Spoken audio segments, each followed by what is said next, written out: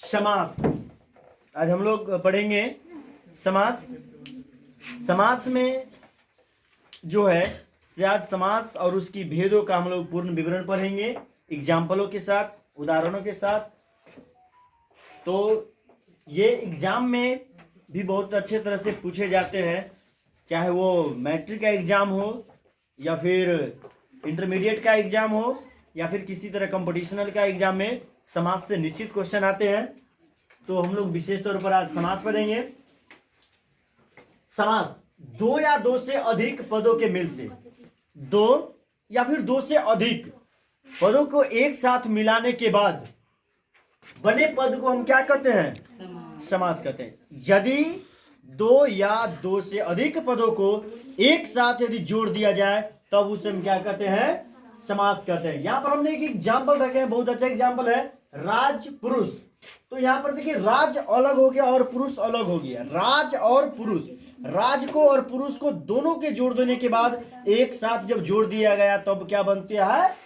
राज पुरुष। और दोनों के जोड़ने के बाद जो राज पुरुष बना, इनके बीच किसी भी तरह का विभक्ति का चिन्ह जो है बिल्कुल लुप्त हो जाती है, विभक्ति का चिन्ह नहीं होती है।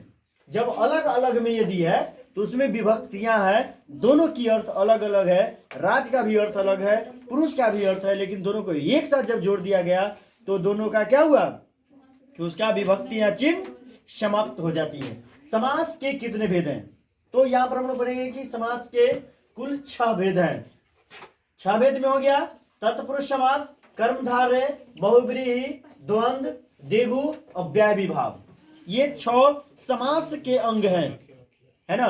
जिस तरह की कहा जाता है कि एक पिता को कितने पुत्र हैं, तो यहाँ समास के कितने पुत्र हैं?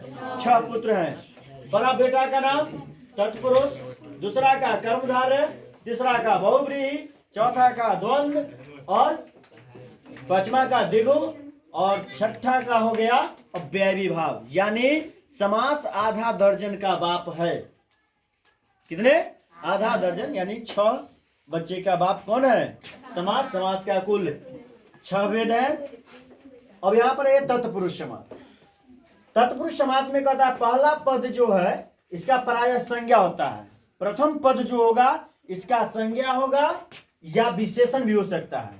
पहला पद जो है या तो संज्ञा होगा या फिर विशेषण होगा, और दूसरा पद जो है जो संज्ञा होगा और दूसरा पद इसका प्रधान हो जाएगा। दूसरा पद इसमें क्या हो जाएगा? पहला पद में संज्ञा या विशेषण होगा और दूसरा पद में क्या होगा? प्रधान हो जाता है। जैसे स्वर्ग प्राप्त, एग्जाम्पल यहां पर लिखा गया है स्वर्ग प्राप्त। जो स्वर्गों को प्राप्त करता हो, तो स्वर्गों को प्राप्त करना या नर्क को प्राप्त करना, ये तो मनुष्य को अपना कर्म के आधार पर है ना। तो यदि स्वर्ग प्राप्त मतलब स्वर्ग को प्राप्त माने जो स्वर्ग, यहां पर हो गया स्वर्ग जगह हो गया तो संज्ञा हो गया, और प्राप्त यहां पर क्या हो गया? प्रधान हो गया ना, कि वो प्राप्त कर लिया। माने हमने अपनी जगहों को, अपनी राजाओं की पद को क्या किए? प्राप्त कर लिए। हमको ये चीज करना था, मान लीजिए कि हमें कुछ करना है, वो चीज हमें हासिल हो गया, प्राप्त हो गया, ये पद क्या होगा? प्रधान होगा। लेकिन जो जगह है वह क्या होगा? संज्ञा हो जाएगा या फिर विशेषण हो जाएगा। सिर तोड़, सिर को तोड़ने वाला, सिर को तोड़ने वाला है ना, सिर तोड़। दूसरा कर्मधारय समास। तो यहां पर कहता है कर्ता तत्पुरुष के कर्मधारय समास कहते हैं। जो कर्ता पुरुष है उसी को कर्मधारय समास कहा जाता है। जैसे नव युवक, एग्जाम्पल 2 लिया गया, नव युवक। नव है जो युवक है, नव मतलब नया, युवक मतलब जवान, नए है और वो जवान भी है। पीतांबर, पित्त है जो अंबर, पीतांबर परमेश्वर है ना। पिता परमेश्वर किसको कहा गया है? 4 मुड़ी वाला को, ब्रह्मदेव को। 100 देवता को पूजा होगा लेकिन ब्रह्मा जी को देवता का पूजा नहीं होगा। उनका कर्म से गलत करेंगे सजा भोगेंगे। ठीक है। पीतांबर, पित्त जो है वो अंबर है। अभी हम लोग आप चलेंगे बहुव्रीहि समास। तो बहुव्रीहि समास में यहां पर है, इसमें कोई भी पद प्रधान नहीं होता है। बहुव्रीहि में कोई भी पद माने कोई भी पद जो है उसका कोई प्रधान नहीं होता है। इसका समस्त पद जो है अन्य पदों का विशेषण होता है। इसका जितना भी पद है, किसका? बहुव्रीहि का जितना भी पद है वो अन्य के लिए काम करता है। जैसे एगो देव का नाम ले महादेव। महादेव जो हैं वो क्या करते हैं, दूसरे ला दानी और अपने ला भिखारी। दूसरे को खूब दान करते हैं, बेचारा अपने ला भिखारी बने हुए हैं। वही बात बहुव्रीहि का होता है। इसका अपना कुछ नहीं होता है। ये जो भी करता है किसके लिए, दूसरे के लिए करता है, अन्य लोगों के लिए करता है ना। जैसे चंद्रशेखर, तो चंद्रशेखर का होगा, चंद्र है शेखर, तो चंद्र और शेखर मतलब चंद्र के ऊपर सिर पर जिनके हैं, तो चंद्र किसके मस्तक पर शोभा बढ़ा रही है, महादेव। देवों का देव महादेव। बुर्बक बता भगवान उन्हीं को कहा जा सकता है महादेव, है ना। संकल माने शंकर भगवान, इनको कई नाम से जाना जाता है ना। चलिए, और दूसरा है चतुरानंद, मतलब 4 गो आनंद जिनके है। तो 4 गो आनंद, 4 गो किनके है, ब्रह्मदेव को। बिना पानी, बिना है पानी जिनके, किसका, सरस्वती को, है ना। उसके बाद है द्वंद्व समास, इसके सभी पद प्रधान होते हैं।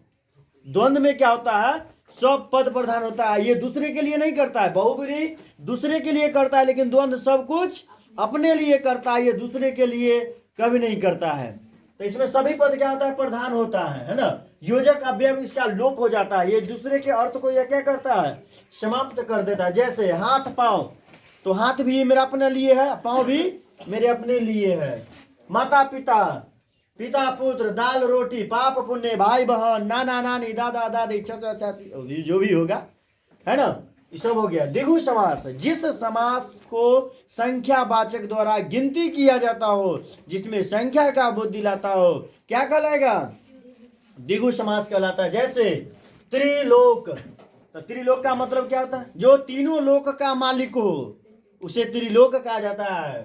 पंचवटी, तो पंच मतलब 5, वटी मतलब भगवान जो होता है। जैसे सीता जी को कहाँ रखा गया था, पंचवटी में रखा गया था ना, अशोक के पेड़ के नीचे। रावण अपना घर में काहे नहीं ले गया था, अगर दिन खराब रहे ले जाते रहे, मार के गर्दा छोड़ा देती अग्निदेव। क्योंकि सीता जो गई थी लंका, वो सीता थोड़े थी, वो जीरोक्स गई थी, 2 कॉपी। क्योंकि हकीकत सीता कहाँ थी, अग्निदेव के पास, और उनकी छाया प्रति तो राम जी के साथ थे। यदि सीता जी यदि रावण को प्रसन्न कर लेते, या फिर रावण सीता के साथ जोर जबरदस्ती यदि शादी के लिए करता, तो वो सीता को स्वयं देह में क्या होती, आग लग जाती। और सब के सब कनेक्ट था, क्योंकि रावण के मन में सीता का वास था, और सीता के मन में राम का वास था, और राम के मन में पूरे संसार का वास था। इसीलिए कुछ भी काम किया जाए तो सोच समझ के करनी चाहिए भाई, है ना। दोपहर, चौराहा, चौराहा मतलब समझे ना, जिस जगह से 4 रास्ता खुलता हो, है ना, उसे क्या कहा जाता है, चौराहा कहा जाता है। अव्ययी समास, इसमें पहला पद अव्यय होता है तथा इसका समस्त पद क्या होता है, क्रिया विशेषण। क्रिया विशेषण जिसमें काम करने का विशेषता का बतलाता हो, क्रिया विशेषण। जैसे हमको पढ़ने जाना है, प्रत्येक दिन पढ़ने जाना है, प्रत्येक महीना जाना है पढ़ने, यथासंभव, जिसको जितना मेहनत करना है, यथा का नाम जस शक्ति तस भक्ति, माने यथासंभव। पान न होगा, पान के डंटी लेकर तो हम हाजिर हो, माने पान के डंटी लेकर कहीं एग्जाम हुआ है, तो आपको मेहनत करना ही पड़ेगा। वो जब देवता को ठगना होता है ना, तब कहता है भगवान हमें इस बात को पूरा हो जाएगा तो हम आपको पान के डंटी लेकर, भाई 2 रुपया 3 रुपया में पान देता है, और 2-3 रुपया में न खरीद के उसका डंटी चढ़ाइएगा, माने भगवान को भी ठगने के लोग तैयार हो जाते हैं।